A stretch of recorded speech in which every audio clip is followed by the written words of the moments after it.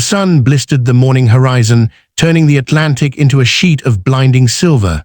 From a distance, the police patrol vessel looked ordinary, white hull, blue stripes, the symbol of authority. But authority wasn't justice. Not today. Jade Mitchell stood barefoot on the back platform of the boat, wrists cinched behind her with metal cuffs that dug into her skin.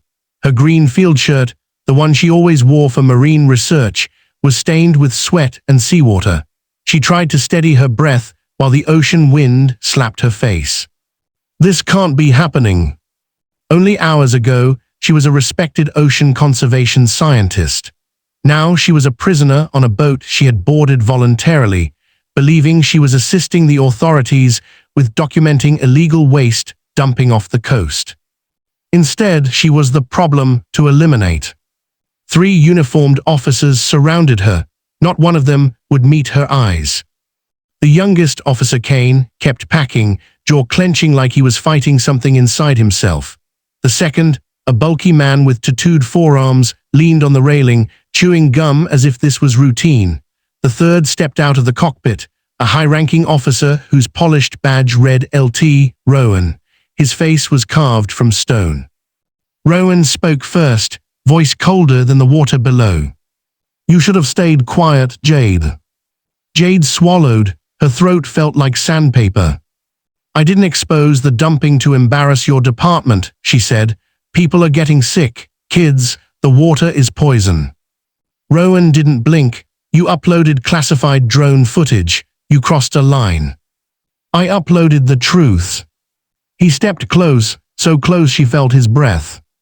"The truth is what we say it is." A wave smacked the side of the boat, spraying her ankles. In the distance, the smooth ocean turned darker, a shifting patch of water that churned unnaturally. Jade knew what that meant. She had studied marine predators her entire adult life. A feeding zone. Her stomach knotted. Officer Kane looked out toward the darker patch. "We don't have to do this," he muttered. His voice cracked, barely audible over the engine and crashing waves. Rowan's face turned to granite. "Orders are orders." "This isn't an arrest," Jade said quietly. "This is an execution." Rowan leaned in, expression like ice. "No body, no evidence, no problem." The older officer laughed under his breath. Jade's chest tightened. They weren't bluffing. This wasn't a scare tactic. They were going to throw her into shark-infested waters. She scanned the deck. No escape, no leverage, no one nearby. Just endless ocean in every direction. "You know what's crazy?" Jade said, voice shaking yet steady. "I spent my entire life protecting these waters, and now they're the ones that might kill me." "No," Rowan corrected. "We are." He nodded. Officer Kane stepped forward, grabbing Jade's arm. "Don't do this," she begged. "You don't have to follow this." Rowan didn't look at her. He looked at Kane. "Either push her, or I push both of you." A long pause. Kane's grip tightened. "Sorry," he whispered. He shoved her. Jade's world tilted. The sky spun. The ocean rushed up to swallow her. Then, splash! Water slammed into her like a wall. Salt flooded her nose and throat. The cold punched the air from her lungs. She sank fast, dragged down by gravity and the weight of the metal cuffs. Her ears roared, her lungs screamed. She forced her eyes open. Green-blue darkness. Silence. Then movement. A massive shadow glided beneath her, sleek, effortless. A dorsal fin cut through the water like a blade. Shark, great white, 15 feet, maybe more. Her pulse detonated. She could hear her training screaming in her head. "Don't thrash, don't panic, control your silhouette, breathe." But breathing was impossible. The cuffs pinned her arms behind her, dragging her downward. She twisted, kicking upward, legs trembling, desperate for air. Something brushed her leg, rough skin like sandpaper. Another shadow approached. Not one shark. 3. The predators began to circle, sensing distress, blood, motion. Jade's heart slammed inside her chest, beating like a war drum. Above her on the boat, muffled voices argued. "Did you stop recording? I thought you turned it off. Damn it, someone check." None of them saw the small device mounted to the rear railing, a GoPro, blinking silently, capturing everything. Jade kicked, body burning, lungs screaming. Her ankle grazed another fin. "Stay calm, they react to panic, you know this."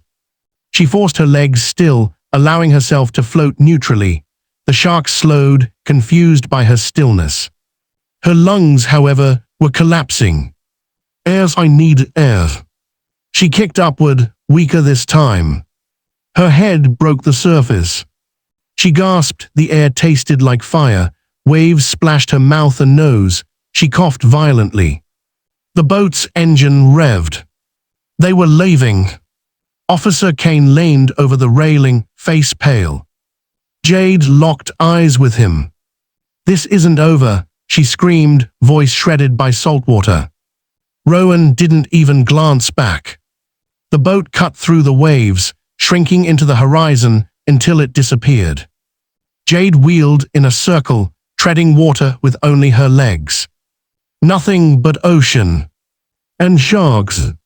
Think, Jade. Her cuffed hands brushed against something, a thin chain around her neck.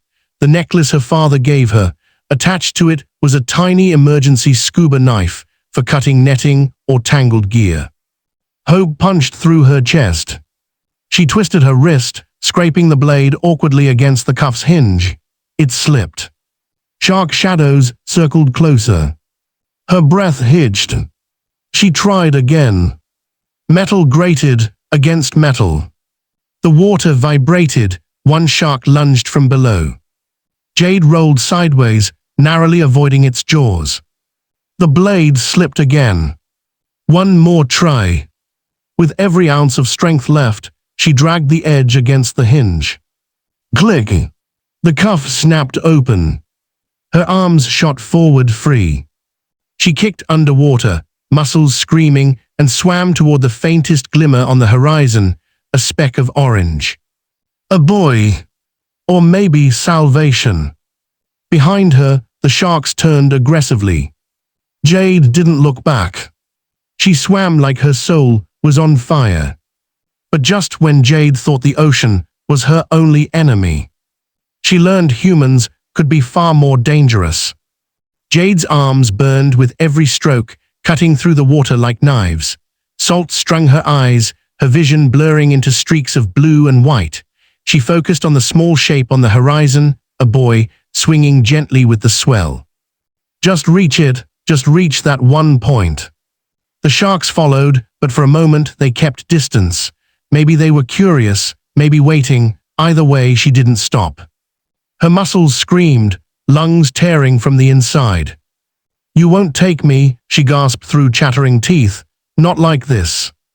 The ocean paid her no attention. Minutes passed. Or hours. She didn't know anymore.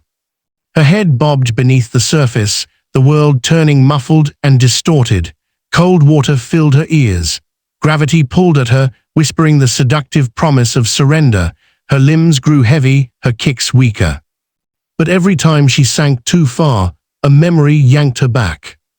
Her mother's voice, years ago on a peaceful shore. "The ocean doesn't take everyone, Jade. It keeps the ones who listen." That voice pulled her onward. She kicked harder. Suddenly, a dorsal fin broke the surface ahead, huge, slicing the water like a sword. Her pulse detonated. She froze mid-stroke. The shark glided toward her, slow and deliberate. She braced for impact. But instead, it turned and began circling her. Not attacking. Watching. Another fin appeared, then another. Soon she was surrounded by 4. They moved like an orbiting constellation of gray muscle and teeth. Jade's breath shook, her voice scraped raw from salt. "You're not here to eat me." No, predators didn't circle for hours unless they were waiting, testing, reading energy. "Stay still, make yourself uninteresting." But the boy was still far away, maybe half a mile, maybe more. She inhaled shakily and began swimming again, slow, silent strokes. The sharks followed, maintaining their circle, never breaking formation. It was absurd. Terrifying. Beautiful. They escorted her. When she finally reached the boy, her palms slapped the metal side, fingers trembling so hard she could barely grip. She hooked her arm around the pole and pressed her cheek to the bitter-cold surface. She was alive. For now. Her heartbeat rattled like broken glass inside her ribs. Wind whipped her hair across her face. The ocean had shifted, the perfect morning sun replaced by a rising sheet of dark clouds. A storm was building somewhere beyond the horizon, pushing choppy swells toward her. She looped her freed cuff around the buoy ladder and climbed up enough to keep her chest out of the water, legs dangling in the waves. And below, the sharks waited. A strange calm settled over them, circling slow, like they were guardians. Jade stared down at them, breath uneven. "Why aren't you leaving?" The sea offered no answers. Her breathing slowed. The shock faded, revealing deeper wounds, not physical but emotional. She saw again the moment Kane pushed her. The way Rowan didn't hesitate. The way they laughed. They didn't just try to kill me. They enjoyed it. Her survival wasn't luck, it was defiance. She lifted her chin, trying to see the boat's direction, but they were long gone, vanished. They probably expected nature to handle the cleanup. She tugged at the small necklace knife, still hanging against her collarbone. Maybe nature had other plans.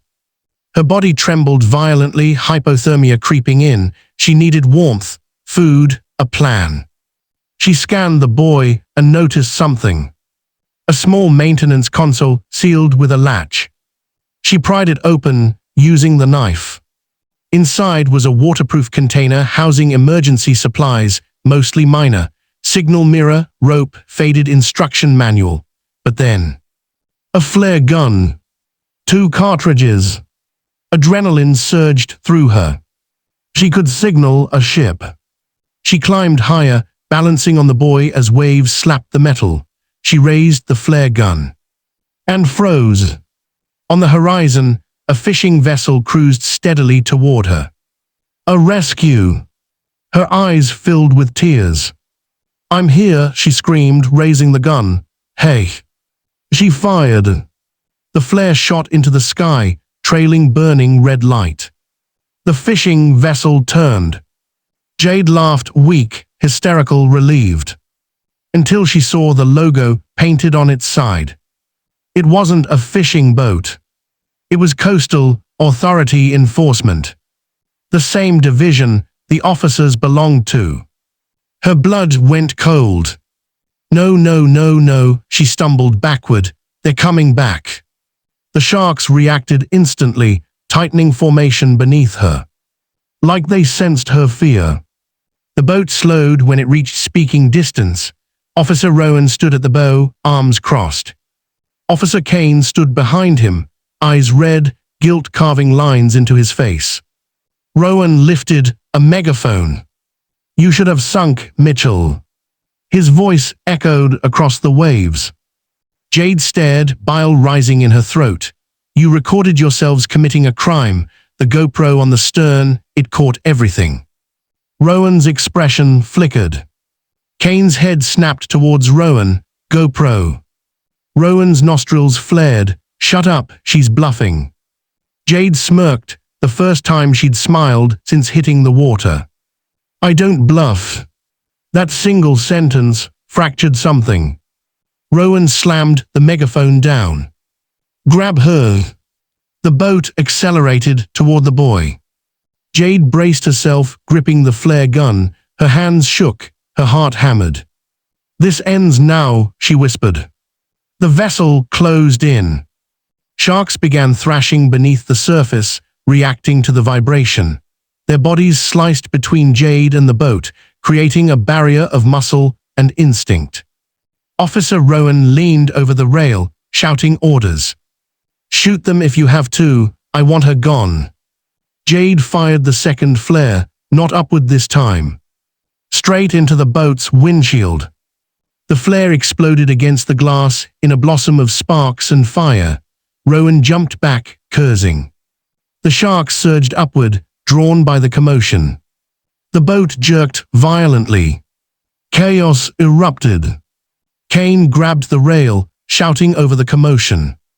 "Stop, it's over, we can't." Rowan slammed him into the cabin wall.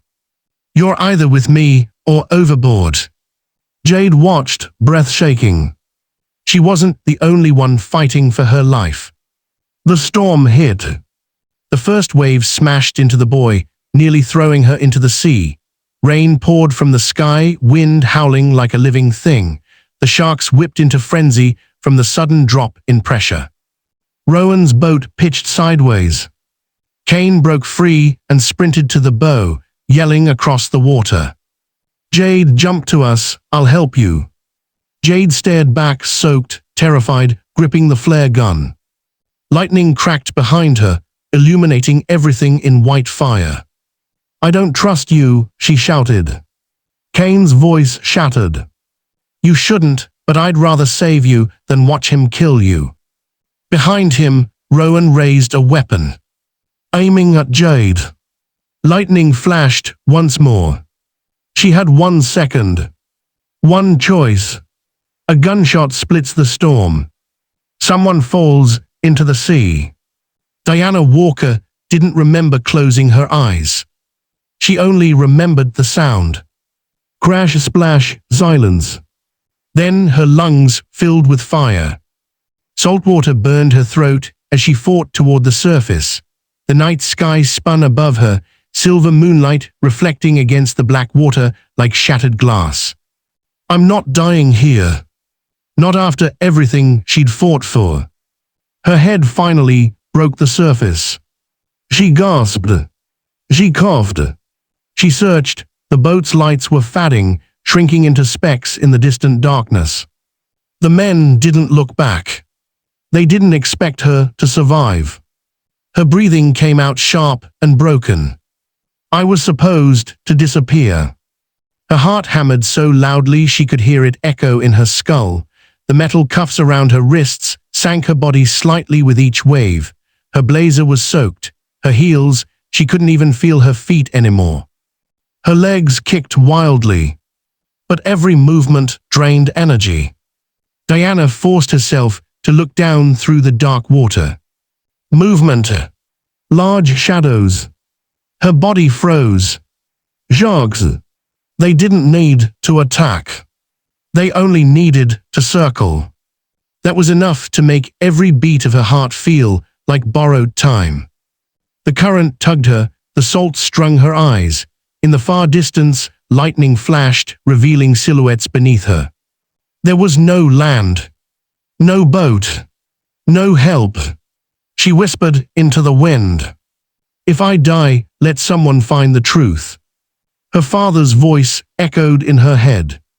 "Fear makes you sloppy, focus makes you dangerous." Every cell in her tired body wanted to panic. But her mind sharpened. She scanned the waves. To her right, nothing. To her left, nothing. Straight ahead, a shape. Low, flat, faintly illuminated by moonlight. An abandoned buoy, a floating platform, driftwood. She narrowed her eyes. No, something better. A marker buoy tied to an underwater research line. The island's conservation team used these to track shark activity. If she could reach it, she might cling on long enough to catch her breath. Or until a passing boat came. She kicked slow and controlled. Movements in the water should be minimal. Sharks sense panic. Erratic motion equals prey. Her teeth chattered, muscles spasming from the cold. Every yard felt like a mile. She murmured, "Don't waste energy, keep breathing." Halfway there, one of the shadows shifted below her. Closer. Diana froze, heart stalling mid-beat. Then something brushed her leg. Not a shark. A rope. A frayed rope trailing from the boy. Her hand reached down desperately and grabbed it. Sharp fibers sliced into her palm. Blood leaked into the water. Bad. Very bad. Her brain screamed. Blood attracts sharks. She clenched her fist to stop the bleeding and pulled herself along the rope. Inch by inch. Wave by wave. Her body trembled violently. But when her fingers finally touched the cold metal of the boy, she sobbed. Not from fear. From the realization. She was still alive. She pulled herself up, half crawling, half collapsing, until she wrapped her arms and knees around the boy like a lifeline. Her breathing was ragged, her vision flickered. She didn't know how much time passed. Could have been 10 minutes. Could have been an hour. The moon slid behind clouds. Thunder rumbled across the ocean. Lightning split the sky. A rumble. A motor. Diana jerked awake, clinging tighter to the boy. At first, she thought she was hallucinating. But no. A boat was coming. Its spotlight cut through the waves, searching. Diana mustered every ounce of air left in her lungs. The spotlight passed over her. Did they see her? Her voice cracked. Help! The boat kept moving. She screamed harder, throat ripping. Please! Then, the engine slowed. Spotlight swung back. Fixed on her. A figure stepped into the light. A man wearing a beige jacket and a headlamp. He leaned over the railing, eyes wide. Hang on, we're coming. Her body slumped in relief. Two men hauled her onto the deck. Oh my God, she's freezing. Get a blanket, move. The man with the headlamp crouched in front of her. My name, Liam Carter. I'm with the Marine Research Team. Can you hear me? Diana nodded weakly, lips blue. He examined the rope burns on her wrists. His eyes hardened. Who did this to you? Her voice trembled. Police officers, they dumped me. The other man swore under his breath. Liam stood slowly, jaw tightening. They didn't expect you to survive. Lightning flashed behind him. Rain began to fall. Liam turned back to his crew. Call the Coast Guard, now, and record everything. He held his phone up, framing her in the shot, not to exploit, but to document the crime. Camera light on her face, he asked. Tell them what happened. Her voice cracked, but she spoke. Every word was a weapon. My name is Diana Walker. 3 officers abducted me and threw me into shark-infested waters to silence me. I'm alive, and I will not stay quiet. Liam lowered the phone.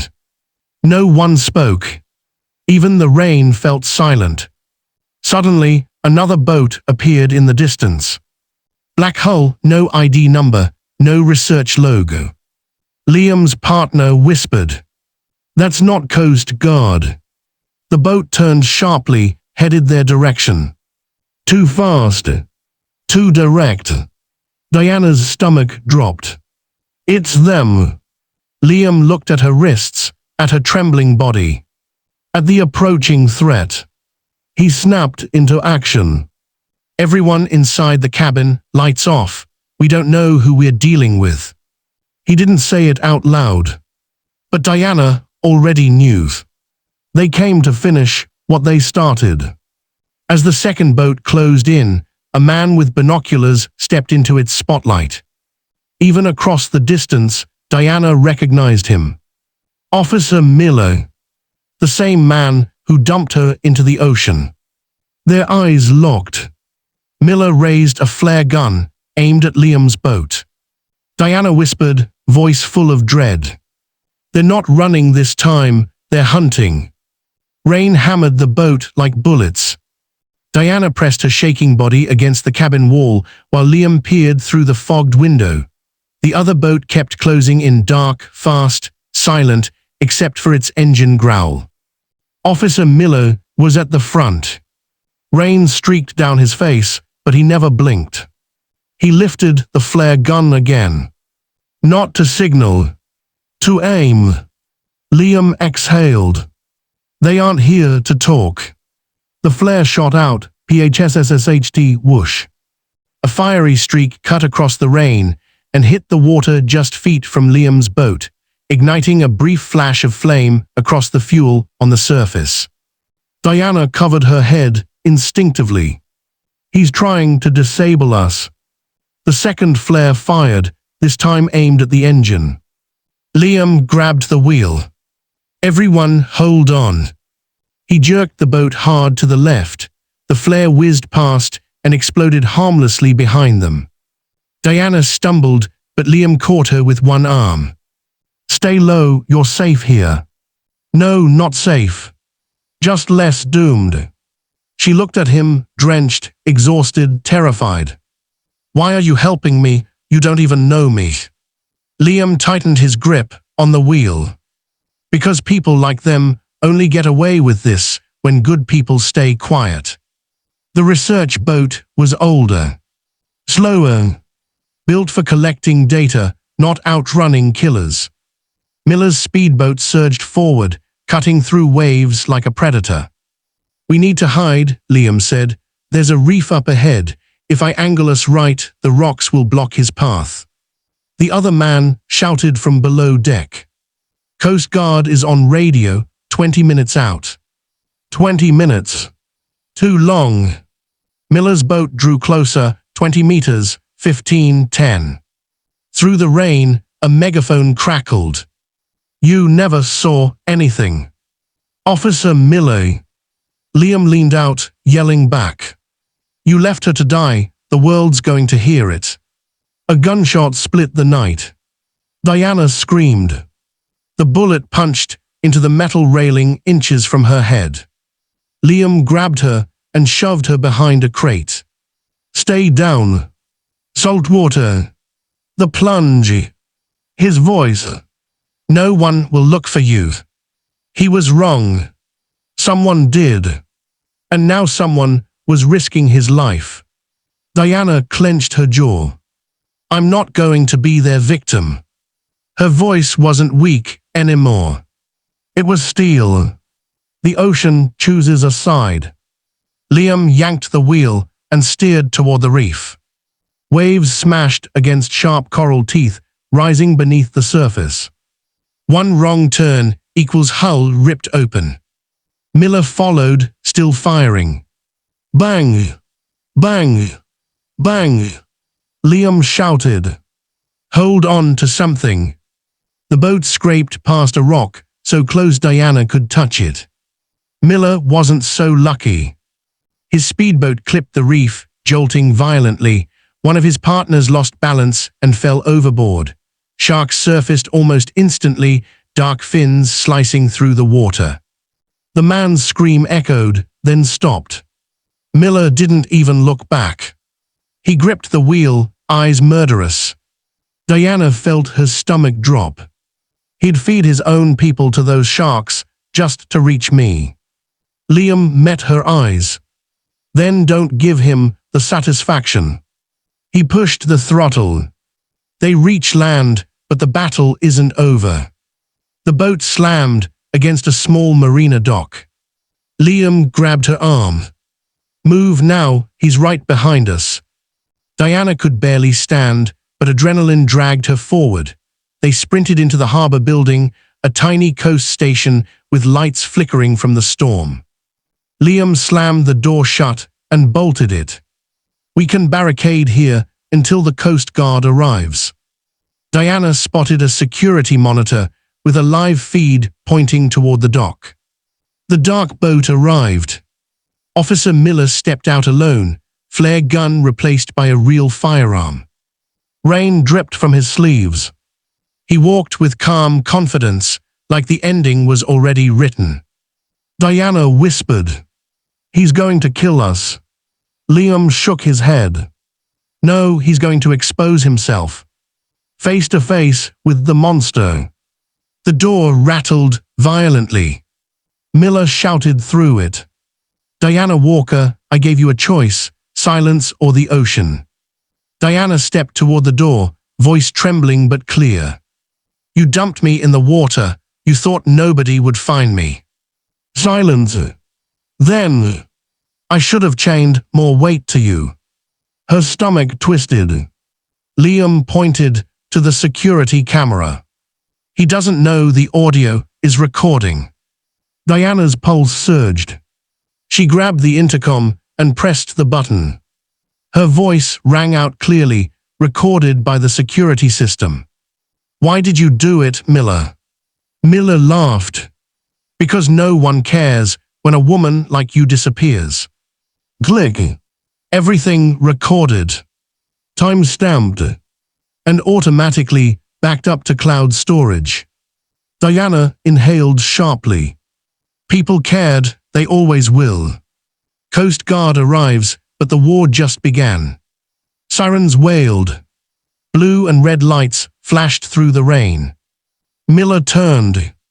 A flashlight beam hit him. He didn't run. He simply stared at Diana through the window. Like he wasn't afraid of anything. Like he still had power. He dropped the gun slowly and raised his hands. You think this ends here? Officer Miller. But Diana wasn't a trembling victim anymore. Yes, I do. Miller was arrested. A blanket covered her shoulders. Liam stayed beside her as EMTs checked her vitals. You kept me alive, she whispered. He smiled, tired, relieved. No, you did that on your own. The video hits the world like TNT. The recording from that cabin, Miller admitting everything, spread online within hours. Social media exploded. Millions of comments. Thousands of news outlets. She became a symbol. Not of tragedy, of survival. Sponsors reached out. Non-profits wanted her to speak. Lawyers volunteered for free. The police department was pressured to release bodycam footage. That's when the world saw the unthinkable. The moment officers dragged Diana into that boat. Her screaming. Their laughter. The public reaction was nuclear. Corruption charges. Federal investigation. The department was dismantled. And Diana walked into the courthouse months later. In a tailored white suit. Head held high. No fear left inside her. Liam walked next to her. Camera flashes erupted. Reporters yelled. Diana, how does it feel to be alive? She paused on the courthouse steps. Her voice carried like thunder. The ocean tried to bury me. But the truth always floats back up. The crowd cheered. Inside the courtroom, a new file was silently placed on the judge's desk. A file containing bank deposits, offshore accounts. Proving Miller wasn't acting alone. 3 officers didn't try to kill her. The entire system did. Diana's eyes widened. Courtroom 4B was packed. Camera crews, journalists, protesters holding signs. Diana Walker sat at the plaintiff's table, calm and composed, no chains on her wrists anymore. But something was off. As the trial began, a thin folder slid across to her attorney. The judge hadn't announced evidence. No one had handed it over officially. But there it was. Labeled simply. Diana opened it. Her breath caught. Inside were offshore deposits, hundreds of thousands wired to Officer Miller's account from a real estate developer, a private security firm, a local politician, all tied to one signature. Chief Grant Holloway, Chief of Police. The man sitting just rose behind Miller's defense table. Diana's stomach turned. It wasn't three officers acting alone. It was an entire chain of power. She whispered to her lawyer. They didn't try to silence me. They tried to erase evidence. Her lawyer slid his glasses on. Then let's burn them with it. Defense tried first. Miller's attorney stood confidently. Officer Miller followed procedure. Ms. Walker was resisting questioning near a restricted dock. The audience murmured. Diana kept her expression neutral. The lawyer continued. This is a woman with a history of opposing law enforcement operations. She created a public narrative for attention. Diana slowly stood. The judge looked surprised. Ms. Walker, counsel hasn't called you yet. I don't need permission to tell the truth. A hush swallowed the room. She stepped to the center of the courtroom, voice steady. He didn't arrest me. He abducted me. Diana locked eyes with Miller. Tell them what you said, word for word. Miller stared back, jaw clenching.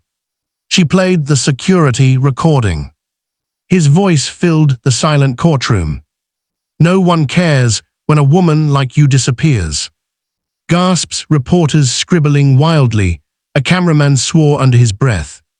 Diana turned toward the judge. He threw me overboard. Not because I resisted. Because I reported corruption. And then she held up the folder. This proves it. Her lawyer passed copies to the judge, jury, and prosecution. Bank records, transfer trails. A map leading straight to Chief Holloway. The attorney stammered. This is circumstantial. It's enough to open a federal investigation. Diana's voice cut through him like steel. They didn't care if I drowned. They only cared if I talked. The prosecutor stood. Voice steady, tone razor sharp. Your Honor, the state moves to add Chief of Police Grant Holloway and City Councilman Richard Gaines as co-conspirators in obstruction of justice, attempted murder, and criminal enterprise. The room exploded into chaos. The judge banged the gavel. Order, order. Officers moved toward Chief Holloway. He stood, palms sweating. You have no proof. Diana stepped closer. You paid police to get rid of me so that land developers could build on protected coastline. He froze. His silence was his confession. Handcuffs clicked. For the first time in months, Diana felt her lungs expand fully. Not just breathing. Living. Officer Miller watched Holloway being taken away. His face twisted. He lunged. Security tackled him. Diana didn't flinch. She looked him dead in the eye. You couldn't drown me. You just exposed yourself. Miller was dragged out screaming.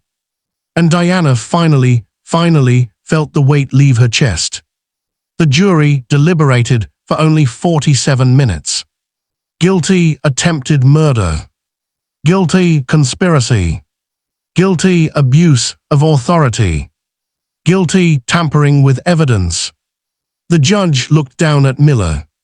You targeted an innocent woman for your own gain. You will serve life in prison without possibility of parole. Diana inhaled deeply. Not victory. Freedom. 3 months later. Diana stood on a wide stage at a national conference wearing a bright sapphire dress. Her voice echoed through the auditorium. Some systems are built to drown people quietly. But silence is also a choice. And I choose not to sink. Standing ovation.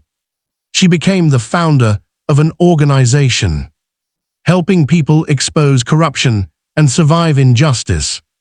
A video montage played behind her, the boy, the rescue, the courtroom. She didn't win because she was fearless. She won because she fought while terrified. After the conference, Diana walked along a pier. Waves crashed gently. The same ocean that almost killed her now reflected the moon like silver armor. She whispered into the breeze, "You tried to bury me, but you didn't know." She placed a hand on her heart. "I was a seed.